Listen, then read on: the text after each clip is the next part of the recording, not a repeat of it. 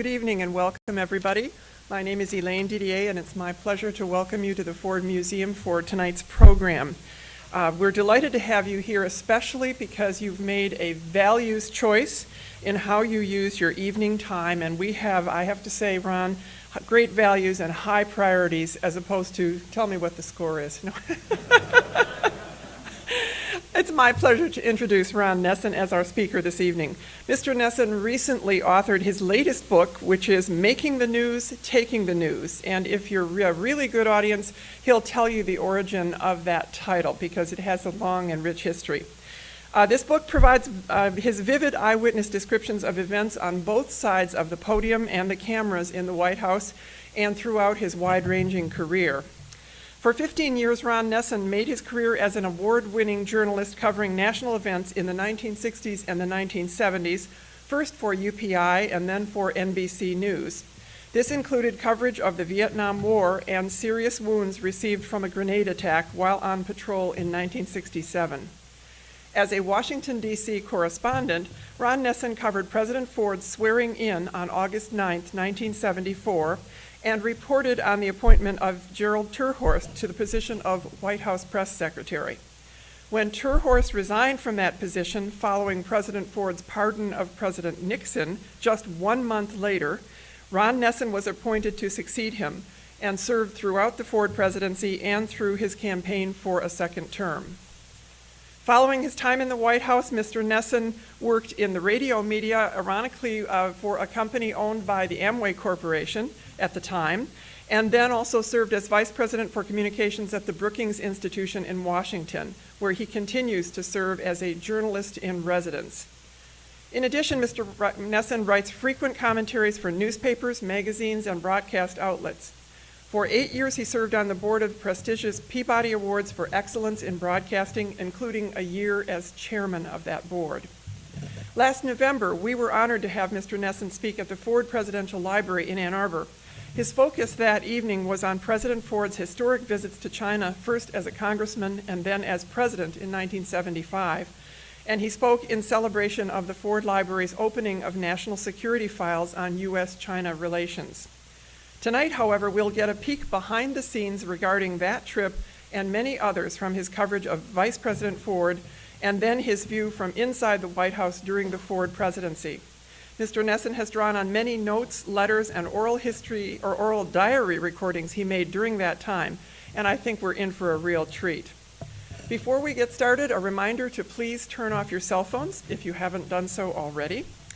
And want to also make note that this program is another in those we provide with the support of the Ford Presidential Foundation. If you're not already a member of Friends of Ford, we hope you will join because that's the way the Ford Foundation supports the high-quality programming we offer. Tonight, the Executive Director, Joe Calvaruso, is here, and he will be delighted to speak with you about the Ford Foundation's programs after tonight's event. So please join me in welcoming Ron Nesson to the Ford Presidential Museum. Ron?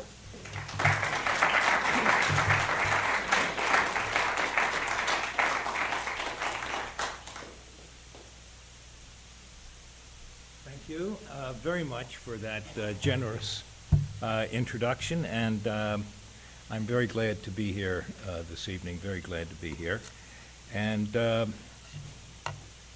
one of the reasons I was asked was to talk about my book, which is the story of 15 years of my life, from 1962 when I became a correspondent for NBC News until 1977 when I left the White House after serving 2.5 years as President Ford's press secretary.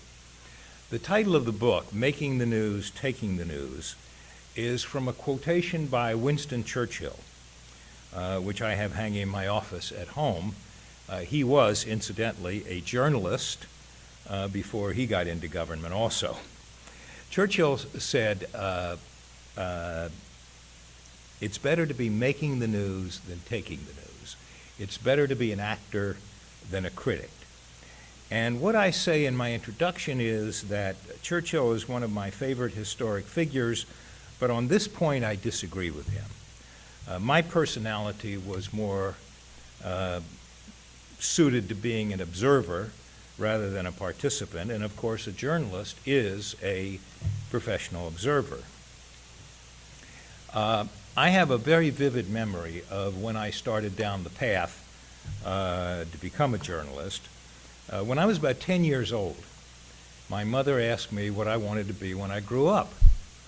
And I said I wanted to be a writer, meaning the kind of writer whose works I like to read, Graham Greene, Somerset Maugham, Ernest Hemingway, and so forth.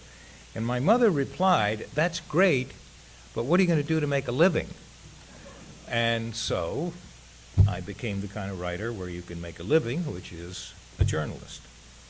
After graduating from high school, I worked for a couple of small radio stations. I worked for a weekly newspaper. I worked for the UPI wire service.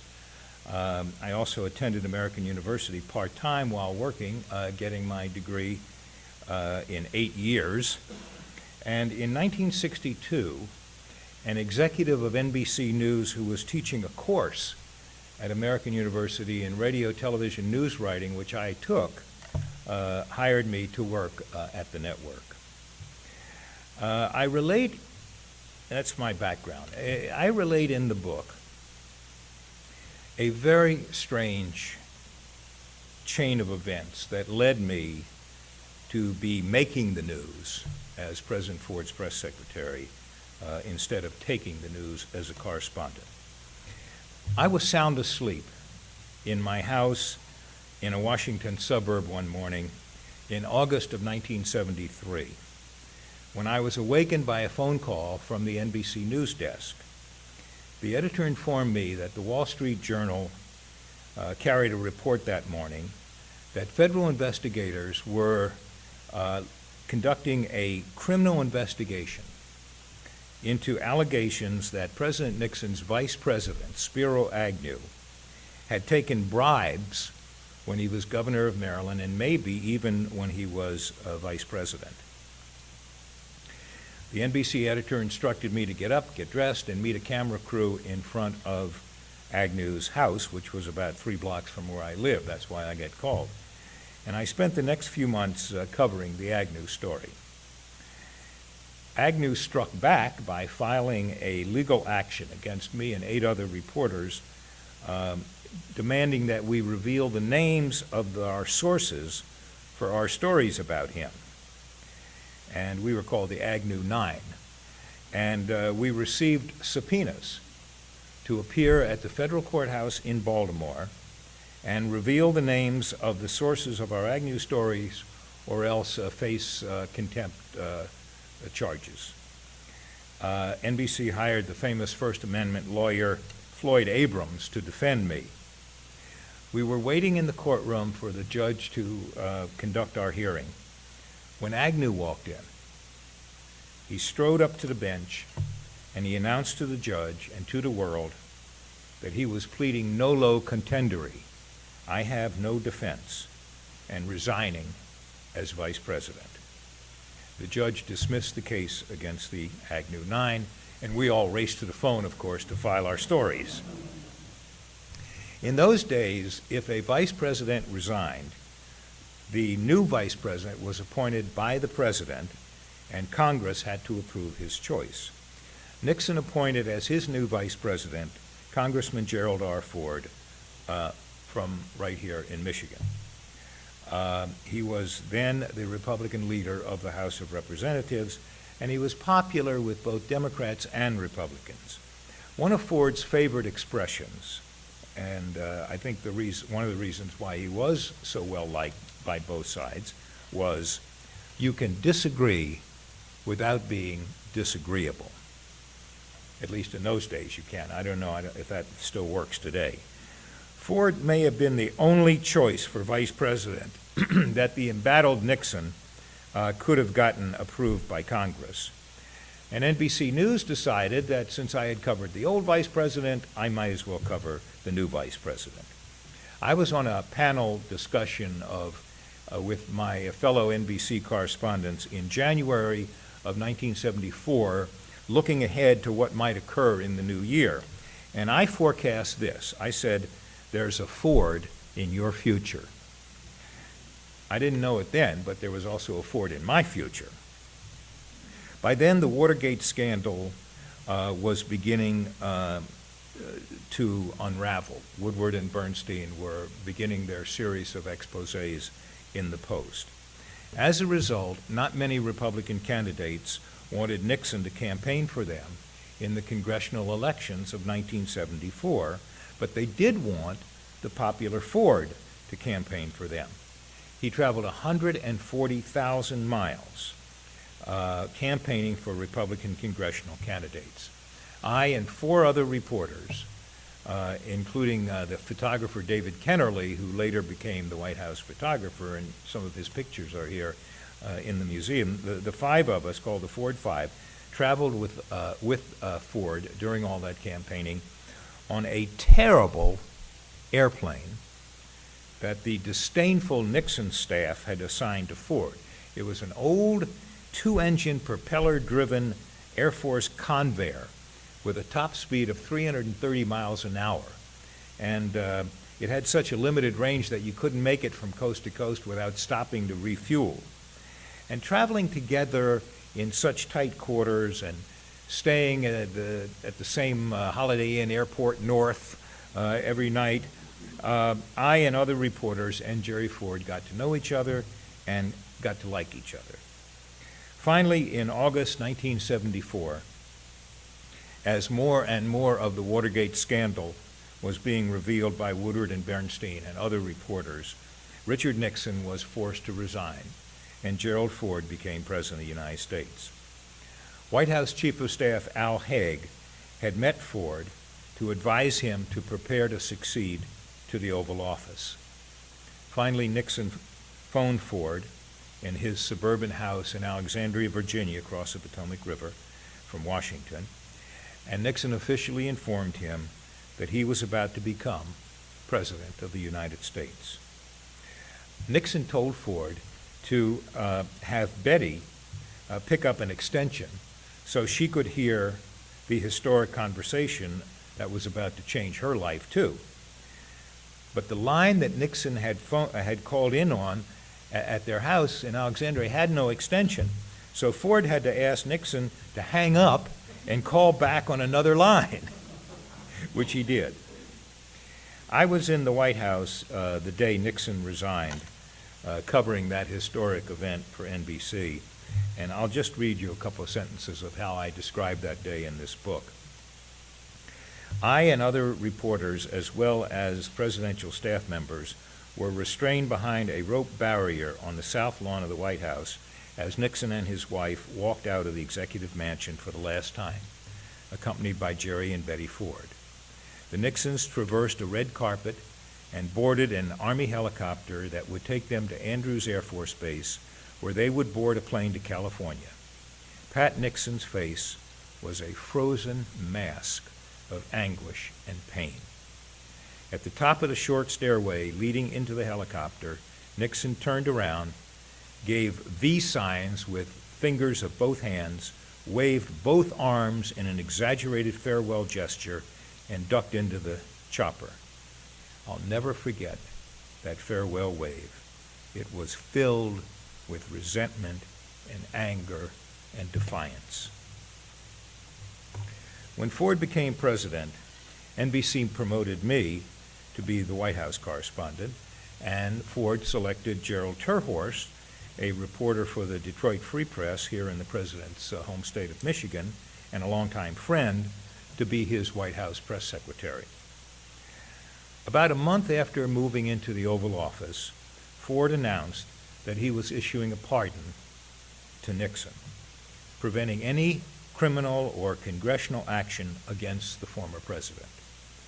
Ford said that he made that decision because he was spending 25% of his time, and his staff was spending 25% of its time dealing with leftover Nixon matters, and that they needed to spend 100% of their time on current matters.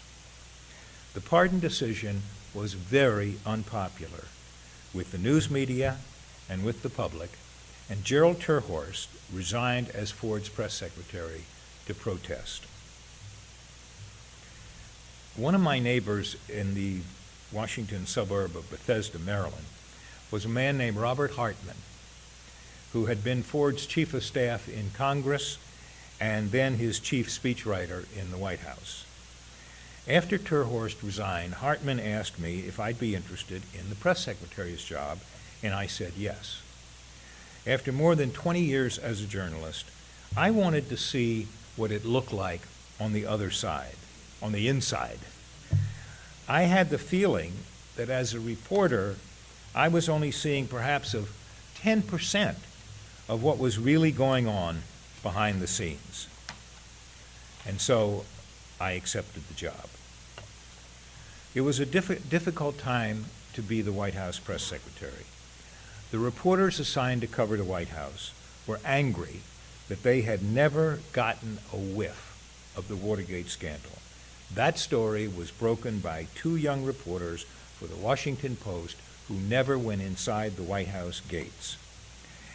After Watergate, White House reporters doubted the truthfulness of just about anything the press secretary or the president told them. And I'll be candid with you, I also didn't have the right personality for the daily clash with the press corps. I had a large ego, I was full of myself, having been raised by a mother who taught me never tell a lie. I resented having my word doubted by reporters. And I liked Ford, and I didn't like reporters attacking him. I have hanging in my office at home a framed version of one of my frequent complaints during that period. Nobody believes the official spokesman, but everybody trusts the unidentified source. Almost immediately after changing sides, I found out that the Ford White House staff was divided into 4 separate groups that were endlessly fighting with each other. There were the leftover Nixon people. There were the people that Ford brought with him from his vice presidential staff. There were the people Ford brought with him from his congressional staff. And there were people who had never worked for Ford before, like me. One of the primary targets of the sniping was Henry Kissinger, who Ford had carried over from the Nixon administration as both National Security Advisor and Secretary of State. Ford staff members, including me, I hate to admit it, but we were leaking nasty stories about Kissinger to reporters.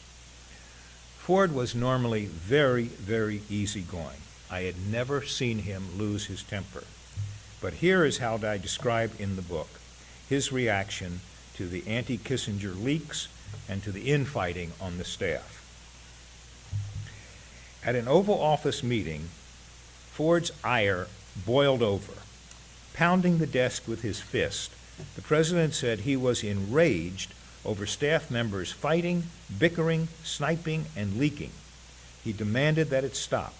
He warned that any staff member who violated his dictum on this point would suffer dire consequences. "Damn it, I don't want this anymore," he shouted. As he delivered this outburst, he swiveled his head back and forth, staring at each staff member in turn. I thought he stared at me the longest. The major economic problem confronting Ford when he moved into the Oval Office was roaring inflation.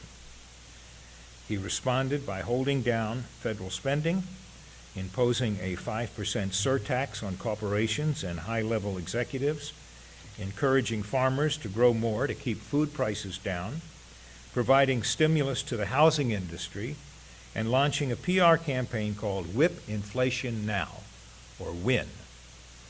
However, within a short period of time, the nation's biggest economic problem shifted from dealing with inflation to dealing with the deepest recession since the 1930s, partly brought on by an oil boycott by the Arab Middle East nations. Ford scrapped the win buttons and the economy fell off the cliff. Many of the policies that Ford instituted in the first days of his presidency to hold down inflation had to be reversed. For instance, instead of tax increases, the president called for tax cuts so customers and corporations would have more money to spend. Win buttons disappeared. During that tumultuous period, a reporter asked me if the president's anti-recession program would be a 180-degree shift from his earlier anti-inflation program. No, I joked, it would only be a 179-degree shift. One of Ford's favorite expressions, summing up his conservative political philosophy was, and I have this framed in my office at Brookings, a government big enough to give you everything you want is big enough to take everything you have. A persistent problem that I had to deal with in the White House, and that Ford had to deal with, was his portrayal in the news media as clumsy and oafish physically and not very bright mentally. Ford had been a star football player in high school, an All-American football player at the University of Michigan. He swam laps every day, he played tennis whenever he could, and he took a skiing vacation in Vail, Colorado every Christmas. And yet, the news media portrayed him as clumsy. On one of his Christmas vacations in Vail, the TV networks positioned their TV cameras on the most difficult turns on the ski slopes in hopes of getting pictures of Ford falling. One night, the president called me and asked me to come over to his house for a drink, and he bitterly complained, and this is a quote, "Most of those reporters get their exercise sitting on bar stools." 1975, which was Ford's first full year in the White House, was the first year on the air for an NBC late-night satirical program called Saturday Night Live. One of the weekly features was a young comedian named Chevy Chase pretending to be Jerry Ford, bumbling, fumbling, falling down, tripping, and being dim-witted. In the spring of 1976, Chevy Chase was the entertainer at the annual White House Correspondents Association dinner in Washington. When he was introduced, he came in from a door way in the back of this very large Hilton Hotel ballroom, and he stumbled and tripped and banged into tables and so forth until he reached the podium. Then he pretended to put his speech and knock it over. And he did his whole falling down shtick. And it didn't go over. It did not go over. In Washington in those days, at least, the only kind of humor that went over was self-deprecating humor. You could make fun of yourself. After Chevy Chase's routine, it was Ford's turn. Ford had a former Hollywood joke writer named Don Penny on his speechwriting staff, and Penny had prepared the president for this moment. So when Ford stood up to give his talk, he pretended to pull the placemat off of the table. And then he went up to the podium, and he put his speech up there, and all the pages fell on the floor. Well, it was self-deprecating humor of the highest order, and the audience loved it. The Saturday Night Live producer, Lauren Michael, wanted Ford to appear on the show as guest host. The president declined, but suggested that I do it instead. I had worked for NBC for 12 years. I knew many of the studio crew and the producers, and of course, I had a healthy ego, so I agreed. Writing about that show years later, some of the Saturday Night Live cast members revealed that because they were liberals, and they really didn't like Ford's conservative policies, they went out of their way to demean him that night. After spending so much time covering the Vietnam War as a NBC News correspondent and almost getting killed there, it fell to me, as President Ford's press secretary, to stand up in the White House on April 29, 1975, and announce that as the North Vietnamese swept toward capturing Saigon and the rest of South Vietnam, the President had ordered the evacuation of all remaining American personnel. Because the Vietnam War had such a profound effect on who I was as a correspondent and as a man, my voice was very high and quivery as I read these words on behalf of the President. This action closes a chapter in the American experience. I ask all Americans to close ranks, to avoid recrimination about the past, to look ahead to the many goals we share, and to work together on the great tasks that remain to be accomplished. You mentioned in the introduction the Ford trip to China in 1975. And I think there are two memorable things about that trip. One was they put the White House staff up at a hotel in downtown, as it was called in those days, Peking. And about 3 o'clock in the morning, there was this gunfire outside. And in a few minutes, there was gunfire closer to the hotel. And all the staff people were awakened and heard it. And the next morning, Secret Service asked the Chinese, what was the gunfire? And the Chinese said, gunfire? Gunfire? What gunfire? And to this day, I don't know, and I've talked to other White House staff people, to this day, they don't know what the gunfire was. The other memorable moment was that Ford met with Mao Zedong. The Chinese would not tell in advance what the president's schedule was. So at the very last minute, they said, okay, in 2 hours, he's meeting with Mao Zedong, and he can only bring 5 people with him, 5 staff people, and I was one of them. And we were sitting in 5 chairs here, and the president and Mao Zedong were sitting in easy chairs about, I'd say, 20 feet away, and they had 2 translators sitting behind them. And here's what it sounded to me like Mao Zedong was saying. Blah, blah, blah, blah, blah, blah, blah, blah, blah. He was an old man and he'd been very sick. And then the translator would translate this into these beautiful English sentences. Anyhow, as the 1976 election approached, an almost unheard of event occurred.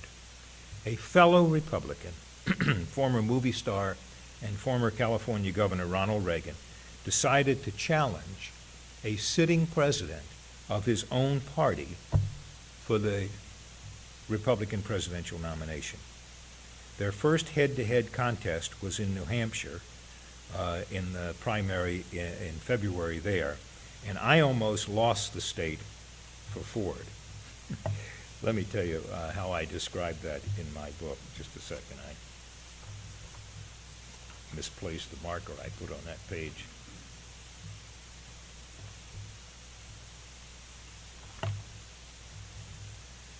The episode started when a reporter asked me if Ford intended to ski in New Hampshire in the weeks before the primary. I had recently heard Ford comment privately that when he attended Yale Law School, he had tried skiing in New Hampshire but didn't like much the conditions there. So I was sure that I was accurately reflecting Ford's views, but without considering the political consequences, I responded to the reporter's questions by saying Ford preferred skiing in Colorado because he found New Hampshire slopes icy and the snow uncertain. Well, my comments were a huge story in New Hampshire, where ski resorts are a major industry. I was denounced in editorials and columns and cartoons in the state's newspapers. One ski resort at Mount Sunapee even named an icy section of one ski run for me. I was afraid that if Ford lost the New Hampshire primary, I would be blamed. to offset any effect on the voters of my ill-conceived remark, I wore a large badge reading, "Ski New Hampshire now," when the president made his first campaign trip to the state. At a news conference in Manchester, Ford told the reporters, "I am surprised that some of you haven't asked me about my good press secretary, Ron Nesson's comment." So a reporter asked, "Is he going to ski?" Ford responded, jokingly I hoped, that he was thinking about taking the press secretary up to the top of the mountain and throwing him over. Anyhow, fortunately, Ford beat Reagan in the New Hampshire primary by a narrow 1,587 votes, less than 1%, and I breathed a sigh of relief. The next months were grueling as Ford and Reagan competed in the primaries in state after state after state. And Ford won some, Reagan won some, and by the time they reached Kansas City, which is where that year's Republican convention was held, neither man had enough votes to win the nomination. So both campaigns were engaged in intense, behind-the-scenes efforts to win over uncommitted delegations. Finally, when the Mississippi delegation announced that it would support Ford, the president had enough votes to win the nomination. And Ford and Reagan had agreed in advance that whoever won would visit the loser to demonstrate party unity. And by the time the nomination was decided, it was after 1 a.m. The president and a few staff members got into a motorcade, drove to the hotel where Reagan was staying, and took the elevator to the floor where the losing candidate was waiting. As we walked down the corridor, the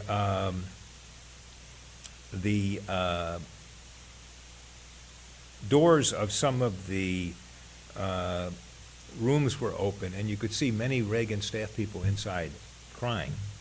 Reagan was sitting on a sofa in a meeting room, and Ford took a seat beside him, and I and other Ford and Reagan aides awkwardly stood in the doorway watching. We were too far away for us to hear what the two men said to each other. The president later said that Reagan had promised to campaign for him. In fact, Reagan actually did almost no campaigning for Ford. We finally got back to our hotel at 3 a.m., and there was still one more decision to make. Ford had been so preoccupied with winning the presidential nomination that he'd had no time to decide on a vice presidential running mate. He had to make that choice and announce it to the convention in a few hours. When he first became president, Ford had chosen Nelson Rockefeller to be his vice president. Picking the moderate former governor of New York was an effort to balance Ford's more conservative reputation. But now, Ford needed to try to win back Reagan's conservative supporters. The president and a group of advisors considered a long list of possibilities. Senator Bob Dole of Kansas, White House Chief of Staff Don Rumsfeld, former Congressman and former Defense Secretary Melvin Laird, Anne Armstrong, the American ambassador to London, who would have been the first woman vice presidential candidate, and Senator Edward Brooke of Massachusetts, who would have been the first African-American vice presidential candidate. And Ford and his advisors met until 5 a.m., unable to make a decision. They agreed to sleep on it and meet again at 9 a.m. When they reassembled at 9 a.m., it was obvious that Ford had made his choice, and the choice was Bob Dole. What I'd like to do is to continue on with the campaign and the end of the administration, but I did want to say something about Betty Ford. And she was a wonderful woman, and she was very independent. She had her own ideas. She was outspoken, as you know, and I'm going to read you a little bit just from my book because I'm a great admirer of Betty Ford's. One evening, not long after I became press secretary, I received a phone call asking me to meet the White House doctor, William Lukash, in his office at 8 o'clock the next morning. At the meeting, Lukash, a Navy Rear Admiral, informed me that Betty Ford was going to enter Bethesda Naval Hospital just outside Washington that evening. She would undergo surgery to determine whether a lump discovered in her breast during a routine checkup was malignant. If it was found to be cancerous, Lukash told me she would immediately undergo a mastectomy. Mrs. Ford indicated she wanted me to delay announcing the surgery until she was already in the hospital, so she would not be besieged by cameras and reporters shouting questions at her as she entered. Just to jump ahead a little bit, the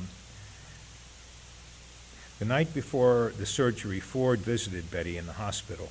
Finally, I saw him kiss her goodbye. Riding down on the elevator, the president indicated he would stop and talk to the throng of reporters and TV correspondents waiting outside. But he didn't take time to compose himself after his emotional visit with his wife. Answering the press questions, he was close to tears. Betty's operation began at 8 the next morning. Within 15 minutes, the lump in Mrs. Ford's breast had been removed, biopsied, and found to be cancerous. A full mastectomy was performed. Lukash delivered the news to Ford by telephone while the president was meeting in the Oval Office with Hartman about an upcoming speech. After the doctor's call, Ford excused himself from the meeting, stepped into the adjoining bathroom, and tried to get his emotions under control. Jerry and Betty Ford had been a close and loving couple for a quarter of a century. The possibility of losing his life partner hit Ford hard. When the president returned to his desk, Hartman could see how upset he was. "Go ahead and cry," Hartman urged the president. "Do cry." And the two old friends sat in the Oval Office and wept. The First Lady's highly publicized experience persuaded thousands of women all over the country that they should have examinations for breast cancer. Many discovered they had the disease. One of those was Happy Rockefeller, the wife of Vice President Nelson Rockefeller. Another woman who decided to have a breast examination as a result of the news stories about Betty Ford's experience was my mother, and she also found out that she had cancer. Mrs. Ford was always good for a colorful quote. In an interview on the CBS program 60 Minutes, correspondent Morley Safer asked her what she would do if her teenage daughter came to her and said, "Mother, I'm having an affair." Betty responded, "Well, I wouldn't be surprised. I think she's a perfectly normal human being like all young girls." Safer then asked the First Lady what she thought of the Supreme Court ruling legalizing abortion. Mrs. Ford called it a great, great decision, the best thing in the world. The First Lady's answers set off a firestorm of protest from conservative voters, conservative editorial writers, and conservative columnists. The White House was flooded with letters, telegrams, and phone calls from the public about the Safer interview, most of them critical of Mrs. Ford's comments.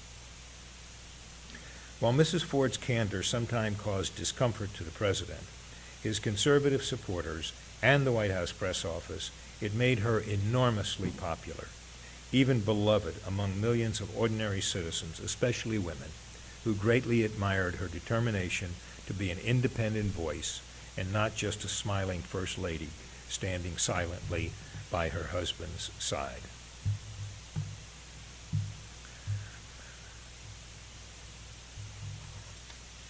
Let me just go back to where I was, which was talking about the campaign of 1976. Ford officially launched the 1976 campaign with a speech at his alma mater at the University of Michigan. Remember, this was the 1970s. The Vietnam War was still going on, and there was a strong anti-war movement on college campuses all over the country. An editorial in the University of Michigan newspaper suggested that Ford launching his presidential campaign at the university was, quote, like Adolf Hitler giving the first contribution to the Jewish Bond Fund, Some of the students in the audience at the Chrysler Auditorium cheered and applauded the president's speech. Some booed and heckled Ford. Meanwhile, the Democrats had chosen as their presidential candidate Georgia Governor Jimmy Carter. Ford and Carter agreed to participate in a series of 3 debates. The president and his staff calculated that the debates would give Ford an opportunity to demonstrate that his long career in government had given him deep knowledge of the issues confronting the country and the world, while the debates would demonstrate that Carter's limited public service as governor of Georgia did not qualify him to take on problems he would face in the Oval Office. The debates were supposed to be the high point of the Ford campaign. Instead, they turned out to be the low point, especially the second debate held in San Francisco. About halfway through that debate, in response to a question about control of Eastern Europe by the Soviet Union, Ford inexplicably responded, quote, "There is no Soviet domination of Eastern Europe, and there never will be in a Ford administration." What the president meant to say, and that's an expression that is very common with press secretaries, what President Ford meant to say was that as long as he was president of the United States, we would never accept Soviet domination of Eastern Europe. The president's misstatement caused a huge furor which plagued him for the rest of the campaign. It contributed to the image perpetuated by Chevy Chase and by some in the news media that Ford was a not very bright bumbler. Let me read you a quote from my book about Ford's initial reaction to that controversy. The next day, that's the next day after the debate, as the uproar gathered steam, Ford flew to Los Angeles for more campaigning. In a private meeting, Dick Cheney, who was then the White House Chief of Staff, and I urged the president to acknowledge his misstatement about Soviet domination of Eastern Europe. He replied in a steely tone, quote, "I am not inclined to do that." The president wrote later about the episode, "I can be very stubborn when I think I'm right, and I just didn't want to apologize for something that was a minor mistake." Finally, Election Day came. The vote counts for Ford and Carter were very close. At almost 3 o'clock the next morning, the UPI Newswire ran a flash. It read, "Carter wins presidency." I ripped the bulletin off the Newswire and carried it up to the presidential residence on the 2nd floor in the White House. And let me read you what happened next.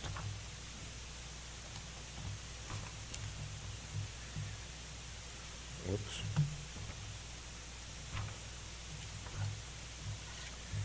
When I got up to the residence on the 2nd floor, I found the president bidding his guests good night. He had invited some people to come and watch the election returns with him. He squeezed my arm and said, "I'm going to bed. If I'm going to be worth a damn tomorrow, I'd better go to bed." He was exhausted. He had almost no voice left. I didn't have the heart to show him the story, declaring him the loser. Carter's margin of victory was very narrow, about 1.5 percentage points, and Ford had many second thoughts about his campaign. If he had only spent another day or two in this state or that state, he agonized, he might have won.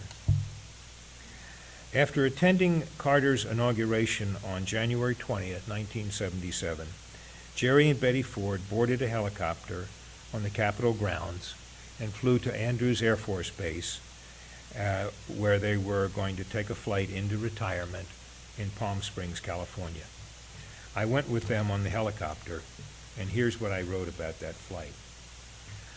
The helicopter took off from the south lawn of the White House, I'm sorry, took off from the Capitol grounds after the inauguration, took off from the Capitol grounds, and made a low pass over the terrain where Ford had spent the last 28 years of his life.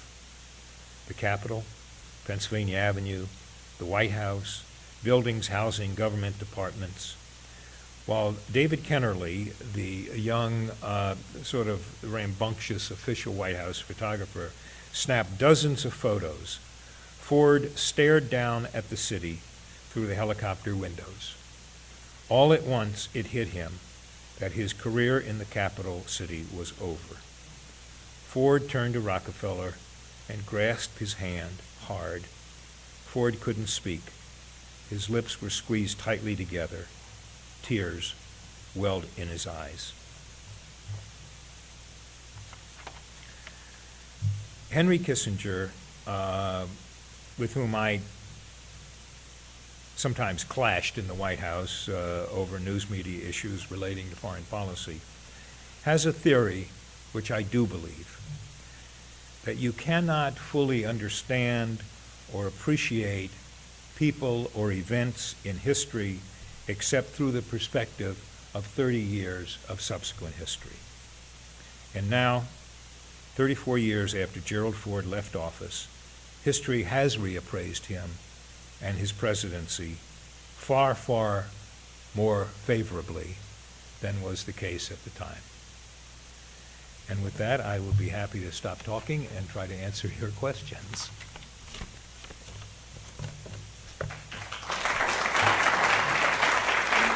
Thank you. Yes, sir.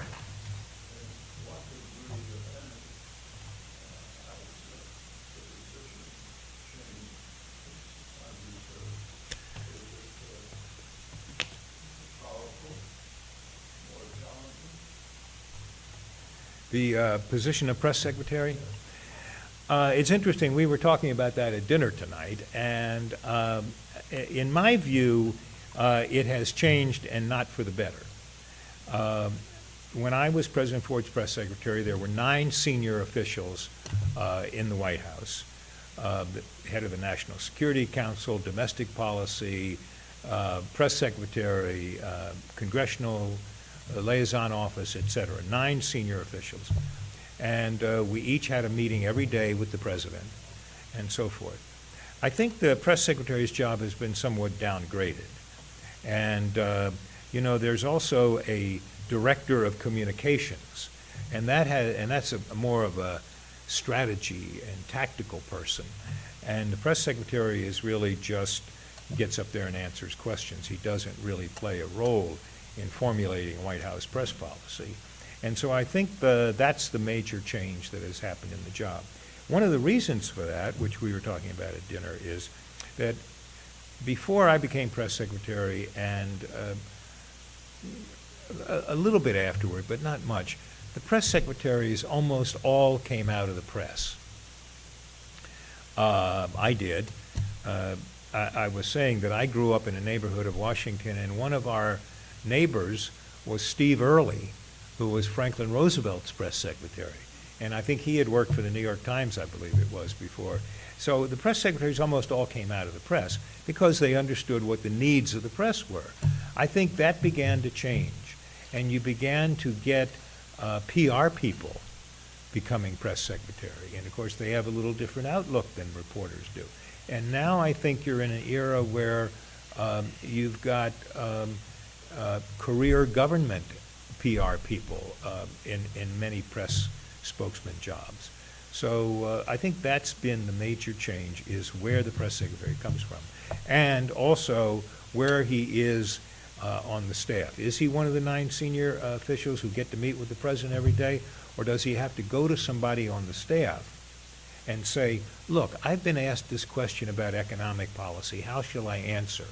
Well, he's going to get spun up by this guy for his own purposes. And so I think that is the major change. Any, yes, sir. How important is President Ford to the press and press, press briefings each week or whenever versus other presidents? Do you feel it important, or is it obligation No, he, as I say, had good relations with the press. The Ford Five, who include Tom DeFrank and Maggie Higgins of the New York Times, Lou Cannon of the Washington Post, me, and Kennerly. He understood reporters. He liked reporters. He understood what their jobs were. He saw what the value of having good relations with the press were. And, he was not afraid of reporters. He didn't like being portrayed as stumbling and bumbling and so forth. But most serious reporters, the problem, of course, was that he followed Nixon. And reporters after Nixon just totally distrusted anything the White House said. Now, Ford's own personal popularity and his own good relations with reporters somewhat offset that. But that was a little bit of a conflict with the press in those days. They were very skeptical, very suspicious, didn't really fully believe anything that certainly the official spokesman or anybody in the White House told them because of having gotten burned on Watergate. Yes, sir.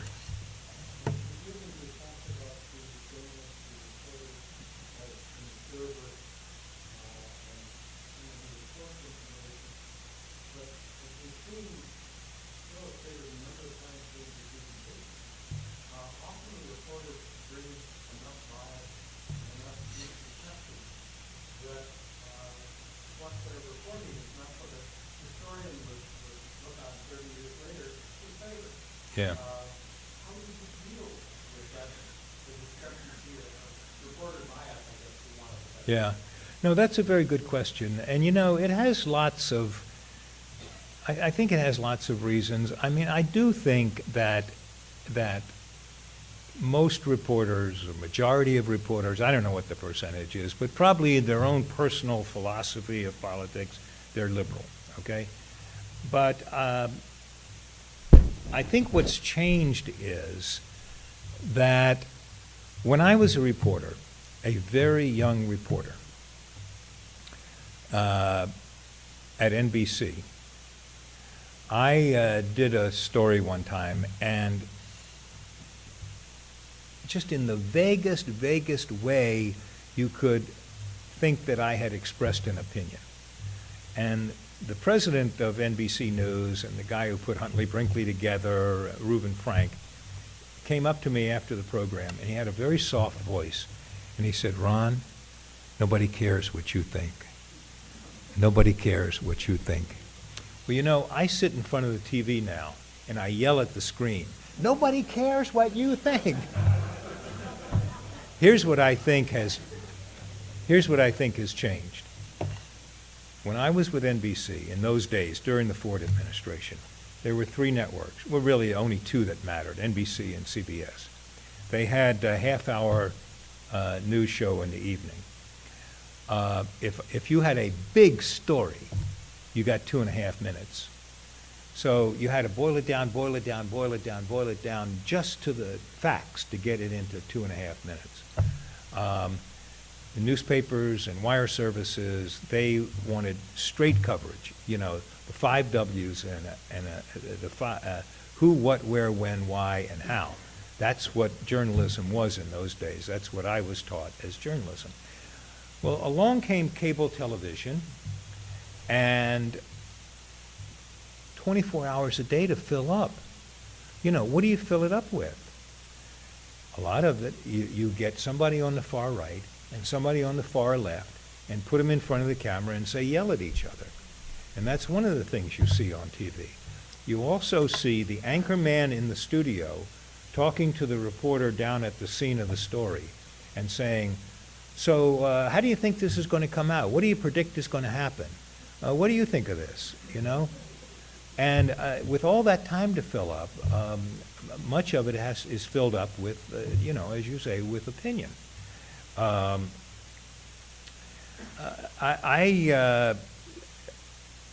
guess the one other factor, let me just say this, one other factor is I always had that one last editor or that one last producer who had to sign off on my story before it could go on the wire or before it could go on the air. How do you know? Who said that? Was that the exact quote? Where'd you get that information from? Before they would approve my story, I had to answer all those questions. So there's that one last pair of eyes before the story could go out on the wire or on the air. Now, everybody's a journalist. You sit at your keyboard, you write any damn thing you want to. Ron Nesson appeared last night, and do you know he has 2 heads? Hit the send button, and it goes out all over the world. So that's the other big change, I think, is the internet. And, I think people's habits have changed, their working hours have changed, newspapers are in decline, as you know, network television is in decline, as you know, and the cable channels, MSNBC is generally thought of as being the Democratic cable channel, and Fox News is generally thought of as being the Republican cable channel, So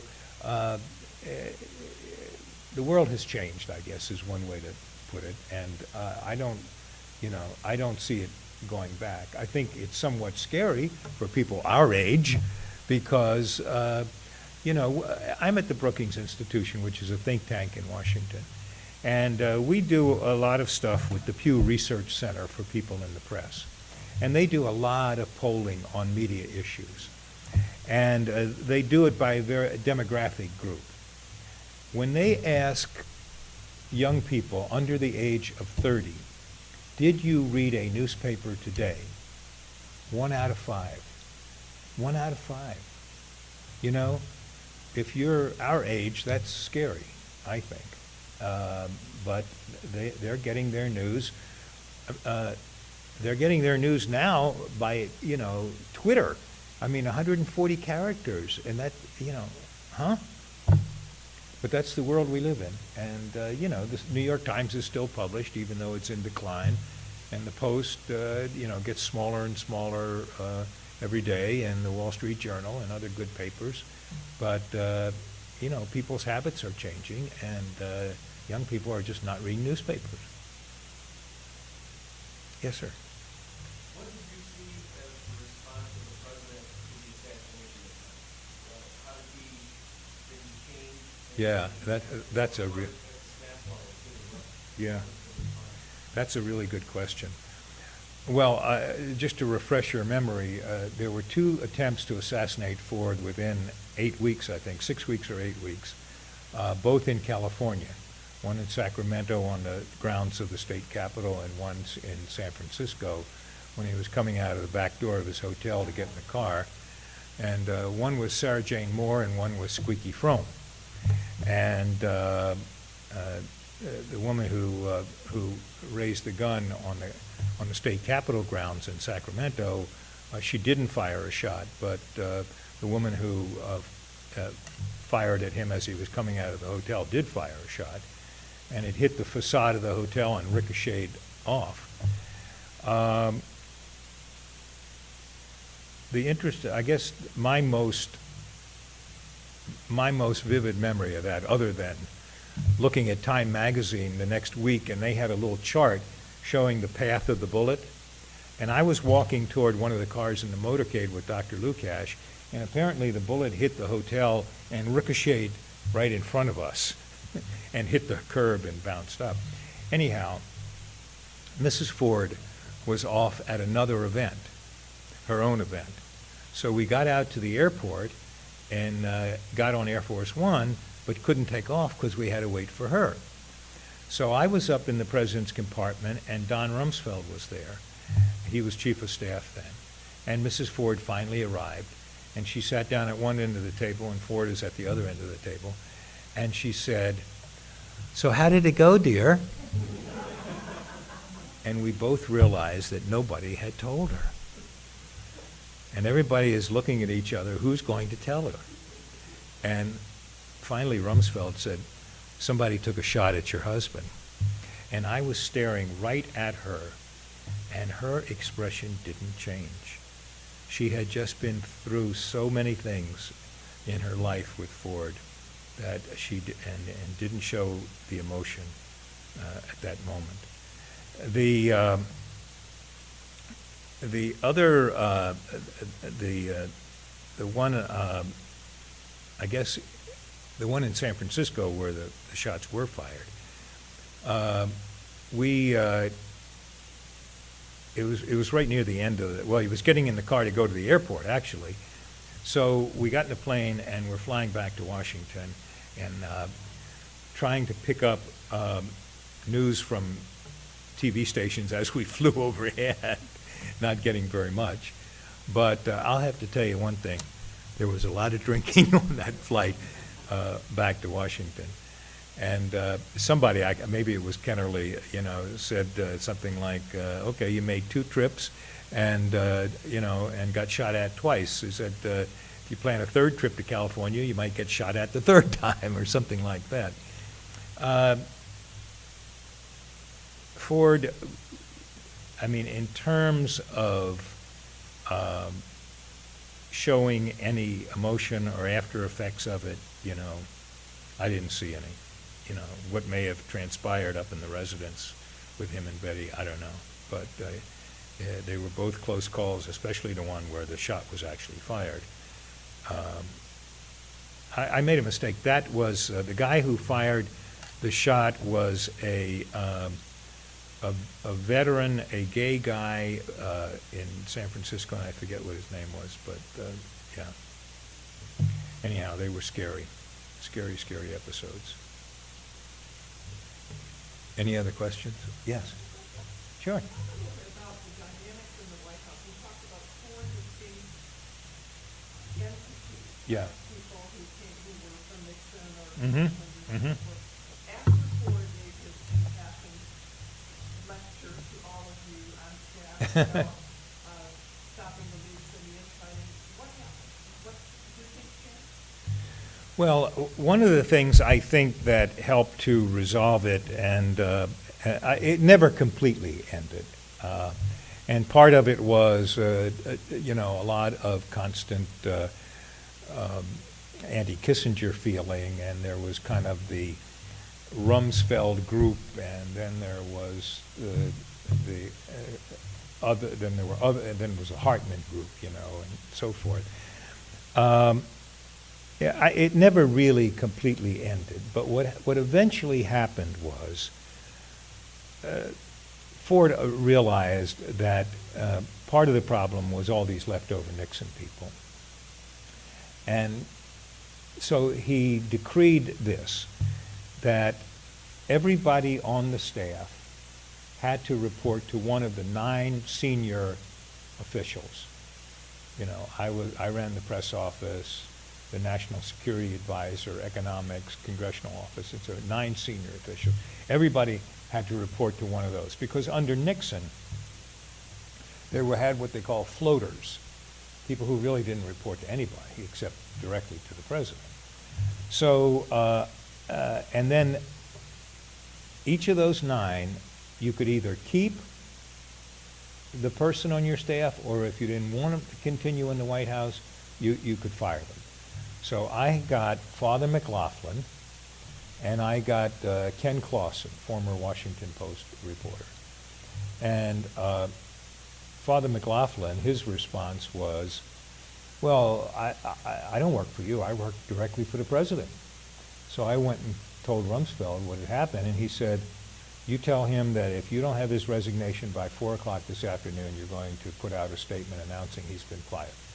So I had his letter of resignation by 4 o'clock. Ken Clausen was really, when I told him that he had to leave, his reaction was, oh my God, how am I going to pay my mortgage? But a lot of people stayed over, but a lot of people left after that decision was made. And gradually Ford replaced people. And of course he brought his own people in. I mean, Bill Seidman as economic advisor, a lot of people from this area, who'd been with him for a long time. Hartman, obviously. But even after, that kind of quieted down, then there was the other Hartman group versus Rumsfeld group. And I mean, the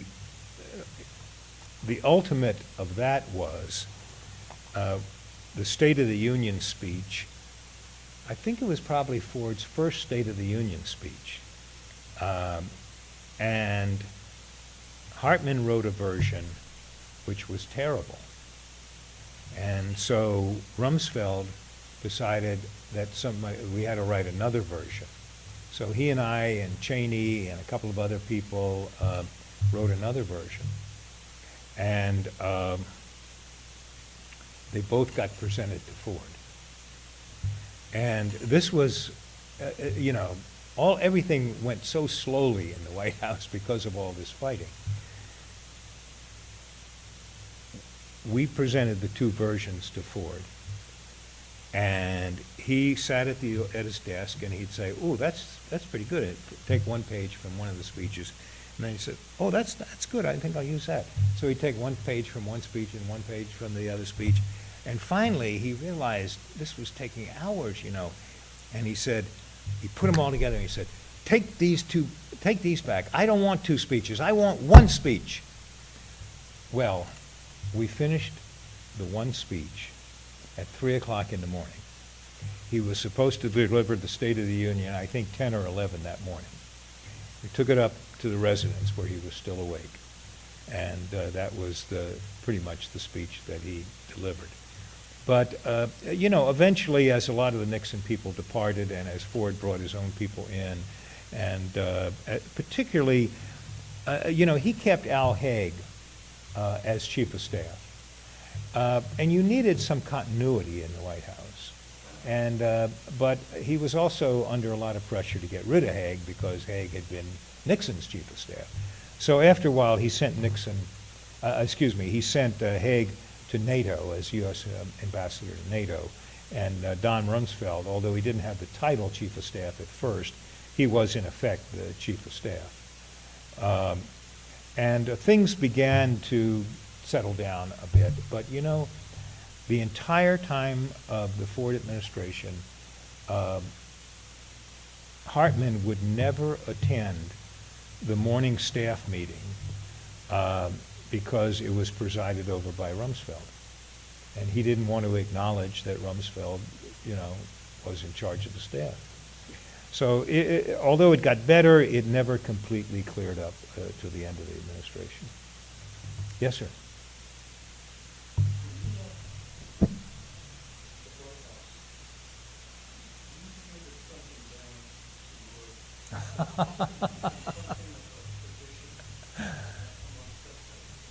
You have a very good memory. What he's talking about is, I was getting a lot of flack from the press. They were angry because, they never got a whiff of Watergate. They were angry because they disagreed with the pardon, et cetera, et cetera. And as I say, my personality in those days probably wasn't well suited to the job. Some friends at the Justice Department sent me a gift one day, and it was a bulletproof vest. And it looked like brocade, but it had a lining in it that was bulletproof. And the idea was that I would wear this to my briefings to protect myself from being shot at by the press, Well, I left it in my office with a note on it for Jody Powell. And when he left office, he left it in the office with a note for the successor. And it's been passed down to every press secretary since then.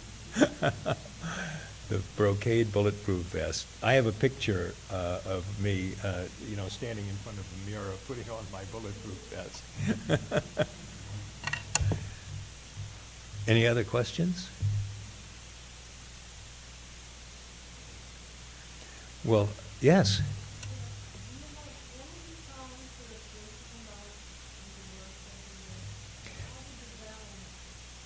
There was no balance. There was no balance. As I think I said in here, I left home at 6:30 in the morning, got to the office at 7, had breakfast in the office, Started preparing for my briefing, started preparing for my staff meeting, attending meetings where Ford was presiding so I could gather my information firsthand and so forth. And then the afternoons and evenings were taken up with responding to reporters' questions. And I would get home roughly 10 o'clock usually. And I had a young son, just not a baby, but a young son. And I would wake him up to play with him at 10 o'clock because that was the only time I'd get to see him. And I worked every Saturday and a lot of Sundays, and of course a lot of travel.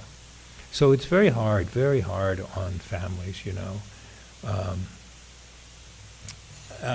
And you know, I never got out to lunch and so forth. It's, you know, demanding. It's a demanding job.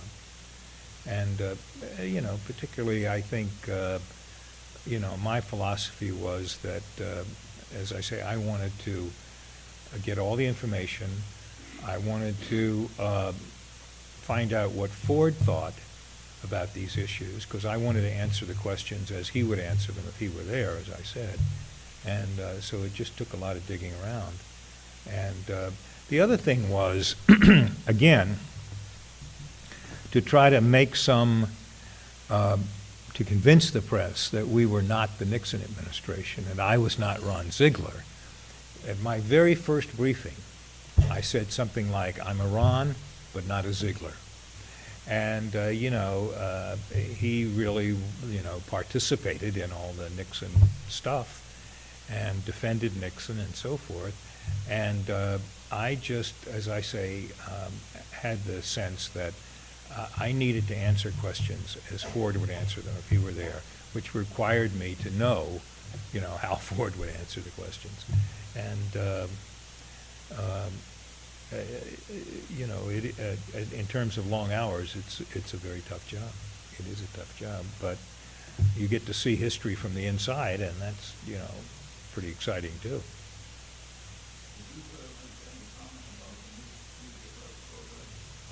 The Meet the Press program?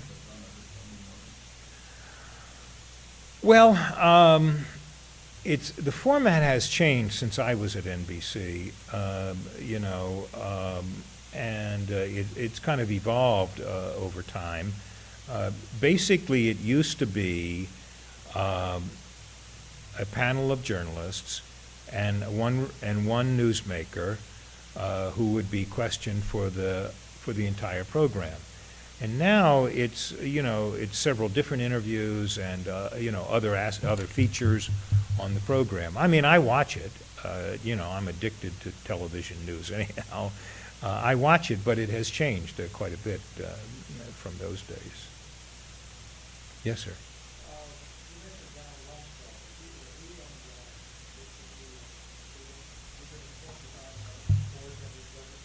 Well, I didn't hear the question. Yeah. Oh, yeah, of course. Yes, they did. In those days, Cheney had come down to Washington. I don't think it was as an intern exactly, but maybe one up from an intern, to work in Rumsfeld's congressional office when Rumsfeld was a congressman from Illinois. And then every job in the administration that Rumsfeld took, you know, Cheney went with him as his assistant. So then when Rumsfeld came to the White House as chief of, you know, everything but named chief of staff, Cheney came with him as his assistant. And then when Rumsfeld was made defense secretary, Cheney became the chief of staff. One of the things we were talking about at dinner is, I don't recognize the Dick Cheney as he's portrayed today. You know, this great sort of hulking figure. And, you know, he took part in all kinds of jokes and humor, and he came back and sat with the press corps on Air Force One, and he loved the jokes, and, you know, he had that sort of crooked grin, which he still has. And I just don't recognize, you know, the person as he's portrayed now. But he was always Rumsfeld's assistant, you know, through this whole chain. And then Cheney becomes vice president, and Don is defense secretary. So arguably, Rumsfeld now worked for Cheney. And we have an annual Ford staff reunion dinner in Washington. And one year, Cheney was or Rumsfeld was the master of ceremonies, and Cheney was the speaker. And they made a few jokes about how, you used to work for me, now I'm working for you. Rumsfeld, I liked Rumsfeld, and I still like Rumsfeld. I didn't know anything about managing anything when I came to the White House. The largest group I had managed was a 3-man camera crew at NBC. And all of a sudden, I'm running a press office with 56 people in it. And Rumsfeld, it really is good about management. I don't know if you've ever seen Rumsfeld's rules, rules for management. And I have a copy still at home. I can't remember all of them, but well, the one that I like best is for every problem, there's a solution. That's quick, easy, and wrong.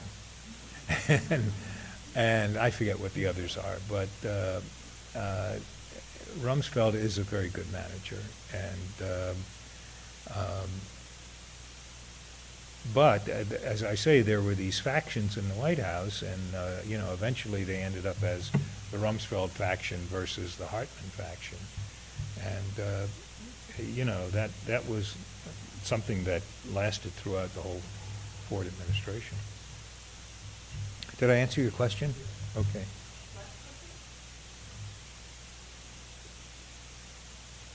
Anybody have one more question?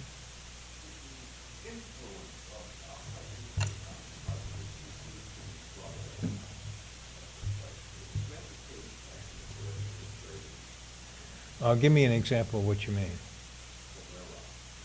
The which? Oh, I see what you mean.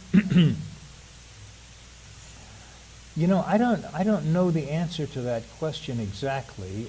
My recollection is, I don't recall any big scandals of that nature. But you have to remember the culture of Washington. I mean, I think every single industry in the country has an association there. And what is the job of the association? The job of the association is to lobby, the administration and Congress for things that help that industry. And this is probably the largest industry in Washington. I mean, I don't know what percentage of the population is connected with lobbying organizations or trade associations, but a lot of them are. And, they try to influence congressional action, they try to influence executive branch action, and so forth. And I think this is true.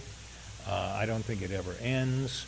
One of the interesting things to me about this current story that you're talking about is that you have to read about 25 paragraphs into the story before there's a mention of the fact that the head of that organization gave big bucks to the Obama campaign, So there are all kinds of ways in which organizations lobby in Washington. But as I say, you walk up and down K Street, 17th Street, 18th Street, that whole downtown area, and you just see one trade association after the other representing various industries, lobbying Congress and trying to influence the administration, putting out reports and so forth. It's a big industry in Washington. Well, thank you very much.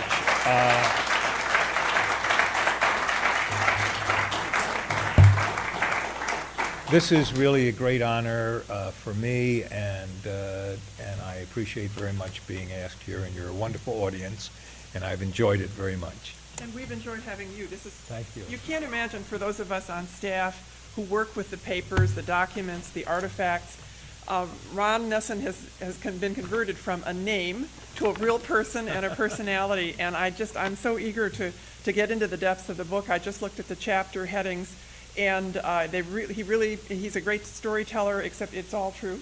And it's just really fascinating for us to meet people from the administration and find out what it was like behind the scenes and inside. So we thank you. You were a hit at the library.